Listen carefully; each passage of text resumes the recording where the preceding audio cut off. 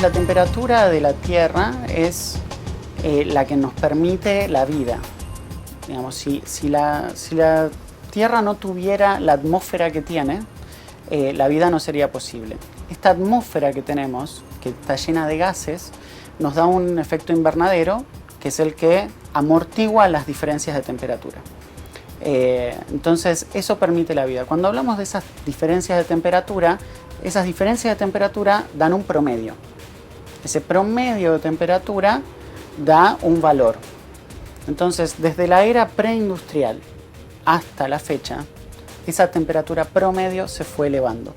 Entonces, al elevarse ese valor de temperatura, es donde empieza a afectar al clima. Desde la era preindustrial hasta la fecha, ya aumentó 0,9 grados la temperatura global. O sea, ya aumentó casi 1 grado.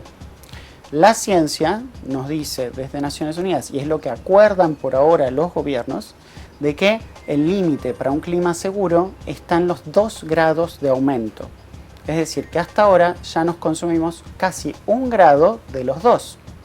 La verdad que tenemos, hoy por hoy, estamos viendo en primera persona varios de estos efectos que nos producen este aumento de temperatura y estos cambios climáticos. Eso lo vemos reflejado en la severidad de algunas tormentas, en la frecuencia de algunas tormentas que antes no ocurrían o que ocurren en lugares que antes no ocurrían. Tal, por ejemplo, es el caso de ese tifón que ocurrió en Filipinas hace 2 años, que fue devastador. Realmente aproximadamente 10.000 personas se murieron por un tifón que ocurrió, que era el de mayor escala que alguna vez se había registrado. Entonces, y nunca había ocurrido antes. Entonces, estamos viendo cosas que antes no ocurrían. Eso por hablar de las tormentas. Por otro lado, podemos hablar de las sequías. Hay zonas que se están volviendo cada vez más áridas. Hay zonas donde no está lloviendo por causa de los cambios climáticos. Y después, otro efecto es el aumento del nivel del mar.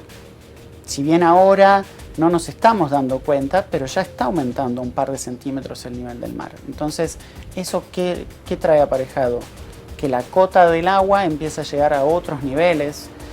Eso trae aparejado que está cambiando también la salinidad del mar. Al cambiar la salinidad del mar, cambia también la temperatura del mar. Y si cambia la temperatura y cambia la salinidad, se cambian las corrientes marinas, se cambia la vida en el mar, se cambia la fauna, la flora que existe en el mar y consecuentemente en nuestras actividades productivas impacta en la pesca, impacta en la vida de cada una de las personas que viven del mar, por ejemplo. El aumento del nivel del mar o la intrusión marina, que se puede decir, eventualmente lo que va a hacer es eliminar zonas habitables, más allá de que se puedan utilizar o no. Básicamente estamos hablando de que con 2 grados de aumento de temperatura, digamos, toda la zona de la costanera, toda la zona de la reserva natural de acá de Buenos Aires estaría bajo el agua, o sea, con 2 grados de temperatura.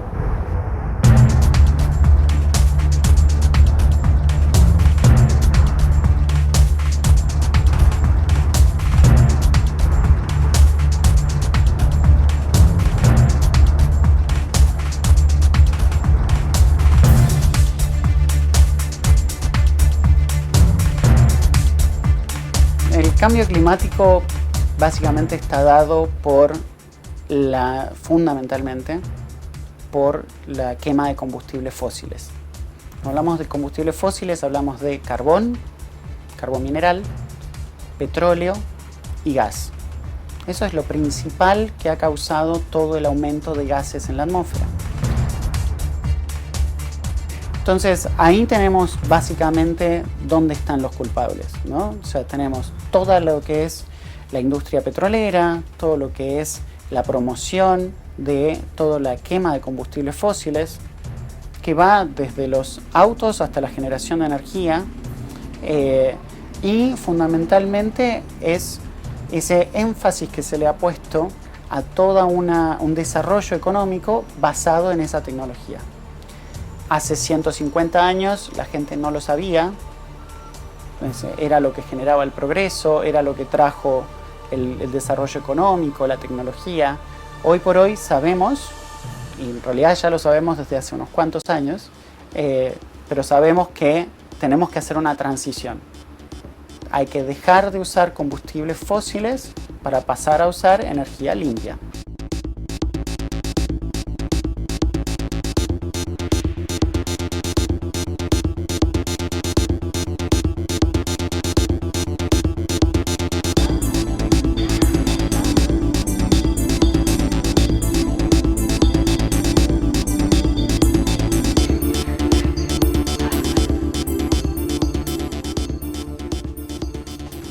Cuando hablamos del uso de la tierra, específicamente en el caso de la agricultura, tenemos que el uso de fertilizantes en particular tiene compuestos nitrogenados. Esos compuestos nitrogenados también son gases de efecto invernadero. Esos compuestos nitrogenados que en principio se tiran a la tierra son los que eventualmente después de la cosecha o después en determinado momento se evaporan también y van a la atmósfera. Es muy importante mencionarlo porque los gases nitrogenados tienen miles de veces más de potencial de calentamiento que el dióxido de carbono, que es el gas que todos conocemos, que es el que produce el efecto invernadero. En el caso de la minería y la deforestación, en realidad el principal problema es la deforestación. Es decir, la deforestación en todo el mundo es realmente una causa muy importante de emisiones de metano. Es uno de los motivos por los cuales Brasil está muy comprometido, todos los países amazónicos, Indonesia, los países como Rusia con los grandes bosques boreales que tienen, en donde esas emisiones por los bosques que tienen son sumamente importantes y representan un gran porcentaje de las emisiones de sus países. Sin ir más lejos, Argentina tiene el mismo problema. O sea, buena parte de las emisiones de nuestro país viene de la parte de la deforestación. Argentina está enfrentándose, como un país grande que es, que tiene una gran extensión a nivel de latitud, un país que está enfrentándose a sequías, es un país que está enfrentándose a inundaciones, es un país que se está enfrentando el aumento del nivel del mar. O sea, son impactos que se están viendo. Quizás todavía no nos damos cuenta del impacto del nivel del mar, pero sí estamos viendo claramente con los recientes eventos de las grandes inundaciones que tuvimos en Luján, en La Plata. Estamos viendo que cada vez nos tocan más esas lluvias o esas tormentas que son más fuertes, que son más abundantes y que de repente no es raro que llueva. Vivimos en una zona en donde estamos acostumbrados a que llueva. Sin embargo, estamos viendo que de repente las lluvias son más intensas, hay más caudal de agua en menos tiempo. Entonces, es normal que una vez cada tanto tengamos una tormenta muy fuerte. Es normal que de repente haya una tormenta de granizo. Ahora, ¿es normal? ¿Qué es normal? Que ocurra una vez cada tanto. El problema viene cuando de repente ese mismo fenómeno lo vemos este año, el año que le sigue, dentro de 2 años otra vez. Entonces eso empieza a cambiar ese promedio, esa normalidad. Y ahí es donde empezamos a decir, sí, acá hay cambio climático. Y por otro lado, obviamente, hay casos que sí son paradigmáticos en donde decís, esto no estaba directamente. Y esto podría ser el nuevo normal. Entonces, los eventos que a veces estamos viendo hoy podrían ser la muestra gratis de lo que va a ser el futuro.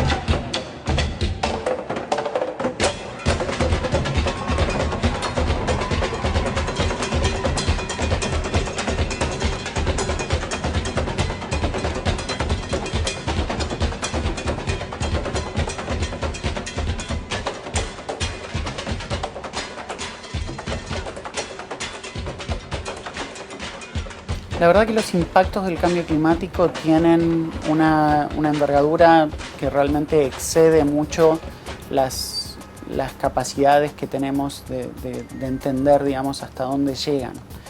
Y en este caso hay varios ejemplos de cosas en donde podemos ver cómo esos impactos del cambio climático afectan directamente a la manera que viven las sociedades. Cuando hablamos de que hay zonas que se empiezan a volver áridas, estamos atentando contra la fuente de supervivencia de muchas poblaciones. Estamos empezando a enfrentarnos a una situación potencial de migrantes climáticos. Ni que hablar cuando hablamos de lo que internacionalmente conocemos como daños y pérdidas, ¿no? ¿Qué va a pasar cuando suba el nivel del mar y desaparezca un país? O sea, hay países que están arriesgando su vida, su propia existencia. Maldivas, por ejemplo, es un país que va a ser el primero que va a desaparecer si sube el nivel del mar. Entonces, cuando ellos negocian a nivel internacional, se están jugando su propia subsistencia. Se están jugando la propia existencia de su país. Ahora, la pregunta es, si sube el nivel del mar y Maldivas desaparece, ¿quién recibe a los ciudadanos de Maldivas? ¿Se les va a dar un país? ¿Los va a recibir Estados Unidos porque fue el que más contaminó? ¿Los va a recibir China porque es el que está contaminando más ahora? ¿Los va a recibir la India porque es el que está más cerca? Entonces, hay un montón de preguntas que son muy fuertes a nivel social que nos tenemos que hacer. Porque, digamos, el cambio climático no solo es una cuestión de que, bueno, sí, las enfermedades, esto, aquello. Estamos hablando muchas veces de la misma supervivencia de la gente.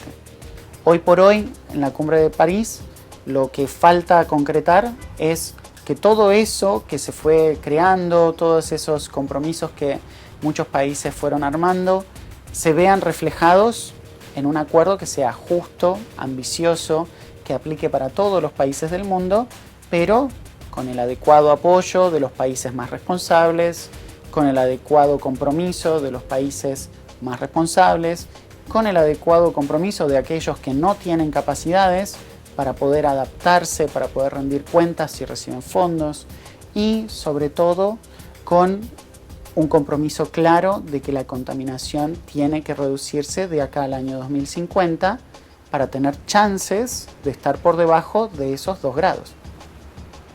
En materia energética, realmente las energías renovables son un cambio sumamente importante.